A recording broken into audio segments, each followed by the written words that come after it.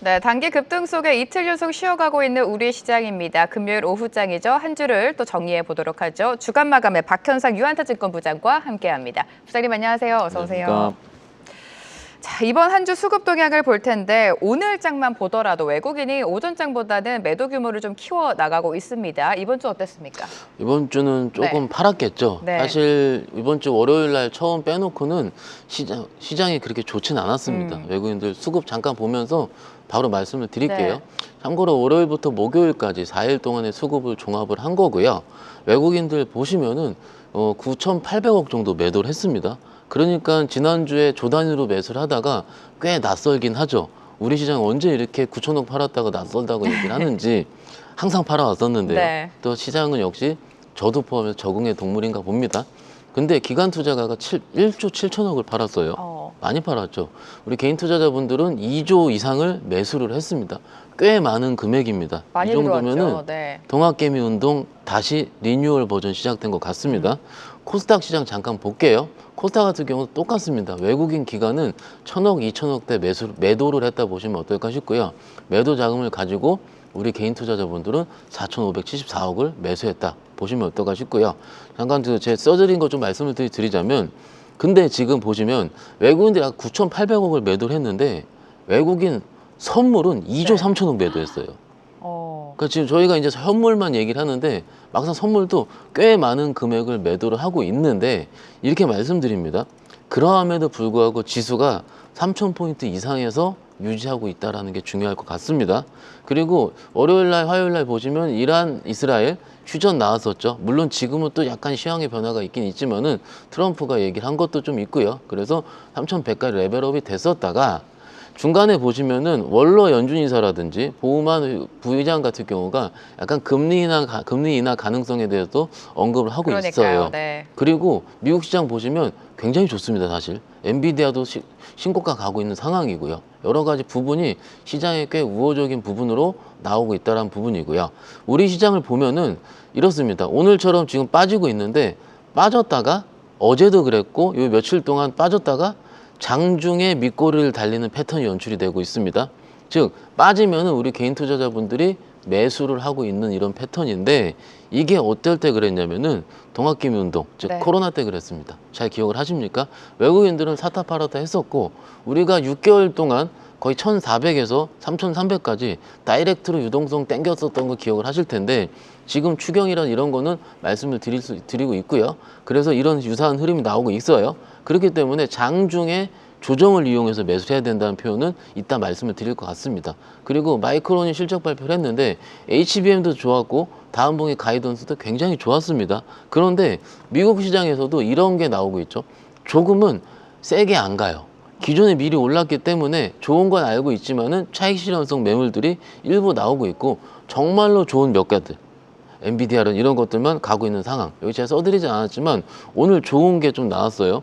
트럼프가 7월에 있을 관세 90일 유예한 거예요. 네. 그거를 유예할 가능성도 좀 있다. 이런 부분들 일단 시장에서 나타나고 있죠. 한 일주일 정도 우리가 항상 긴장을 하고 있지 않습니까? 그렇기 때문에 일단 지금은 이번 주 외국인들은 매도를 하고 있긴 하지만 일단 시장 상황에서 들어오는 미국에 대한 시황은 그래도 꽤 긍정적으로 진행 중이지 않을까, 이렇게 말씀을 드리고 있습니다. 네, 미증시 흐름이 말씀해 주신 것처럼 나쁘지가 않습니다. AI를 필두로 엔비디아도 그렇고요. S&P 500도 사상 최고치까지 근접을 하면서 미국 증시 상승세를 이끌어가고 있고, 시장의 불확실성이었던 관세도 어느 정도 좀 수그러지는 모습입니다. 수급 살펴보셨는데 외국인은 어떤 종목 이번 주에 담았습니까? 아까 참고로 네. 9,800억을 매도했는데 그러함에도 불구하고 산 종목이 중요하겠죠. 네. 잠깐 화면 보시면은요, 삼성전자입니다. 오랜만에 오랜만에 삼성전자, 나왔어요. 하이닉스 나란히 있네요. 매도를 한 거는 기타 다른 종목들이라든지 이런 거겠지만, 일단 삼성전자 2,700억, 하이닉스 2,400억, SK 이터닉스 좀 생소하죠. 하이브, HD 현대 일렉트릭 순으로 매수. 그럼 어떻게 보면 전통 우리 시장의 강자인 종목들입니다. 근데 매도한 종목이 네이버예요, 네이버. 그러니까 기존에 많이 올랐었던, 그러니까 최근에 스테이블 코인이 스쳐서 약간 네. 전국민적인, 예전에 우리 그때도 코로나 때도 그랬지 않습니까? 그런 종목을 일단 매도를 하고 있다. 지금 화면에 없지만 말씀드리는 중이고, 기관 투자 보시면은 한전을 많이 샀습니다. 한전, 미래에셋증권, 네이버, HD 현대, 위포, 한전 기술 순으로 어떻게 봅니까? 업종이 굉장히 다변화되어 있습니다. 네. 그리고 개인 투자자 보시면 네이버입니다. 얼마 샀습니까? 1조. 굉장히 담았네요. 많이 샀어요. 네. 조정을 이용해서 사고 있는데 일단 지금 최근에 나왔었던 외국계 레포트들은 보유 의견에서 홀드 의견으로 바꾸고 있습니다. 조금은 많이 올랐다. 근데 제가 자료를 좀 보니까 글로벌 플랫폼 업체들 대비해서 밸류에이션 비교를 하고 있는 것 같아요. 다 좋긴 좋은데요. 사실 지금 우리가 지수가 올랐던 점은 아시다시피 유동성 플러스 상법 개정 기대감인데 코리아 증시 자체에 대한 디스카운트를 해소하는 과정이거든요. 그러면 그 안에 있는 개별 종목들인 네이버, 카카오를 꼭 같이 기존에 우리가 2,600일 때, 2,700일 때 같은 밸류에이션을 비교할 필요가 있겠느냐 했을 때는 좀 그건 아닌 것 같아요. 물론 외국인들의 그 밸류에이션 비교는 매우 매우 좀 적합한 도구를 통해서 한 건 저도 이해를 합니다. 하지만은 시장이 바뀌고 있을 때는 그런 것들도 역시 우리는 잘 살펴봐야 된다라고 말씀드리는 중이고요. 코스닥 보시면은요, 외국인들 매수한 종목이 D&D 파마텍, 바이오입니다. 실리콘2, 화장품, 리가켄 바이오, SM, BHI 나름 분산되어 있고 보시면 최근에 좀 안 움직였던 것들입니다. 그러네요. 네. 강하게 움직이지 않았던 것들 위주로 외국인들 들어오고 있다. 기관 투자가 보시면 비올, 파마리서치, 알테오젠, ENF 테크놀로지, 리파인이 있는데 왜 특이했던 점이 기관들이 오랜만에 반도체, 소부장 쪽 들어왔다라는 좀 특이했던 점으로 말씀드릴 수 있겠고 개인 투자자 보시면 레인보우 로보틱스, 인투셀, 그리고 삼성당 제약, VT, 테크잉 순으로 봤다 오시면 어떨까 싶습니다. 네, 코스피, 코스닥 각각 어떤 종목을 담았는지 짚어주셨고요. 다음 주 일정도 봐야 될 텐데 특히나 다음 주에는 미국도 그렇고 우리나라도 그렇고 좀 지표들이 많이 나오는 것 같습니다. 오랜만에 좀 지표 좀 살펴봐야 되고요. 뭐 여러 가지 좀 써봤는데요. 잠깐 화면 보시면 말씀드릴게요.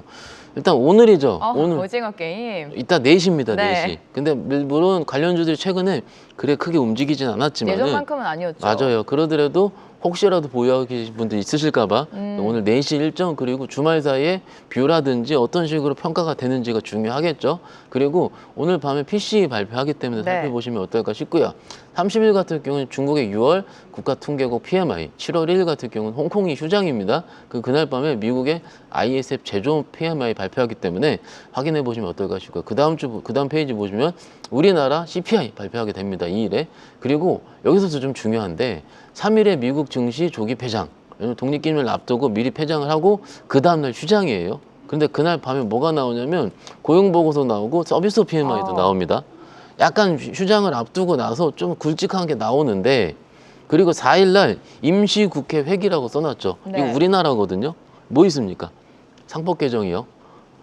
네, 지금 중요하죠. 정부에서 나왔던 얘기 자체가 상법 개정을 4일까지 통과시키겠다라는 부분은 저 확인을 했는데 일단 정치적인 스케줄 부분이기 때문에 꼭 되는지는 좀 지켜보긴 해야 될 것 같아요. 그런데 최근에 외국인들이 들어왔던 이유가 상법 개정에 대한 기대감이었다면 만약에 이것을 만약에 통과됐을 때 그 다음부터 외국인 들어오지 안 들어오는지 그리고 그 다음 날은 그 다음 밤에는 미국도 쉰다.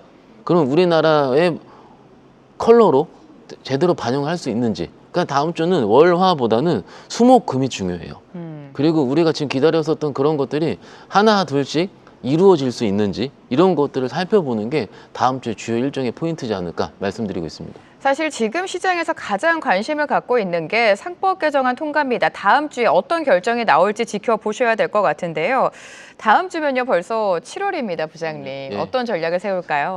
지금 벌써 7월이고요. 너무 빨리 가지 시간 않습니까? 너무 빨리 갑니다. 그래서 6월장 그래도 좋았잖아요. 좋았는데 일단 저도 이제 시간이 너무 빨리 간다는 자체가 서글퍼서 그런데 말씀드릴게요. 여기 실적 보면은요. 실적이 아니고 전략 보시면은요. 이겁니다. 실적 시즌을 7월 초에 개막을 앞두고 있죠. 그런데 지금 6월 말이죠. 지금 6월 말에는 분기 말에는 항상 기관 투자가 외국인 투자가의 포트폴리오 리밸런싱이 있습니다. 즉 상반기에 좋았던 종목들을 약간 때리고요. 수익률을 확정시키고 싶은 욕구가 나타납니다. 그게 어제 그 조선주 좀 빠진 거라든지 이런 걸 일환으로 생각하시면 어떨까 싶습니다. 일단 진행 중이긴 해요. 항상 궁금하십니다. 그럼 지금 팔아야 됩니까? 실적 괜찮으면 또 사요. 실적 시즌 와서. 그래서 지금 흔들릴 때 더 담을지 않을지를 판단하는 구간으로 말씀드리고요. 여기 오늘 이제 가장 중요합니다. 포트폴리오가 여러분들께서 구성한 포트폴리오가 건실할 경우에는 신뢰를 한번 합니다. 무슨 얘기냐면 지금 3천 지금 50포인트 되죠. 지금 20포인트 이상 빠지고 있는데 그러더라도 주요 종목들은 잘 안 빠지고요. 우리가 알고 있는 것들에서 어느 자리를 지키고 있다는 게 중요할 것 같습니다. 네. 그리고요, 강력한 테마, 우리가 알고 있는 스테이블 코인이라든지 이런 쪽 있잖아요. 막 하고 싶은데 너무 올라서 못하는 것들 있지 않습니까? 그런 것들은 일부 매매로 갈증을 해소할 필요가 있다 말씀을 드리는 중이고요. 그 다음 페이지 보여주시면은요, 이겁니다. 내가 뭘 사고 싶은데 지수가 올라 3,100에 내가 주식을 사야 돼? 라는 거죠. 그럴 때는요, 지금 어제도 그랬고요, 저번 주에도 그랬고 충분히 장중에 20, 30포인트, 40, 50포인트 조정이 나온 날이 있습니다. 그렇죠. 장중 조정을 이용해서 포트 일부 편입을 하는 겁니다. 어제 많이 빠진 것들 꽤 있잖아요. 그럼요. 그러면 오늘 좀 어느 정도 싸게 샀다? 이렇게 표현할 수가 있는 거죠. 그래서 근데 그것도 다 싫어요. 그런 게 어떻게 보시면 되냐면 지금 상대적으로 거래소가 3,000포인트가 넘어 있는데 코스닥은 아직 800이 안 됩니다. 네. 레벨을 맞출 거면 코스닥 같은 경우는 그래도 900은 가야 될 것 같은데 상대적으로 소외된 코스닥이 접근 유효합니다. 그런데 소위 작은 주식을 하자는 말씀이 아니고 바이오의 큰 주식, 2차 전지의 큰 주식입니다. 왜냐면 이게 지수가 너무 올라 있으면은 코스닥 쪽으로 들어올 때 바스켓 위주로 들어오는 경향이 있기 때문에 네. 그렇고요. 그렇기 때문에 더 투자자분들의 성향에 맞춘 매매가 다음 주에 보시면 어떨까 말씀드리고 있습니다. 네, 다음 주도 7월장이 시작이 되는데 7월장 어떻게 대응하면 좋을지 시장 전략까지 짚어주셨습니다. 박현상 부장과 함께했습니다. 감사합니다, 부장님. 감사합니다. 계속해서 다양한 경제 이슈를 알고 싶다면 구독과 좋아요, 알림 설정 부탁드립니다. AI 캐스터 권미정이었습니다.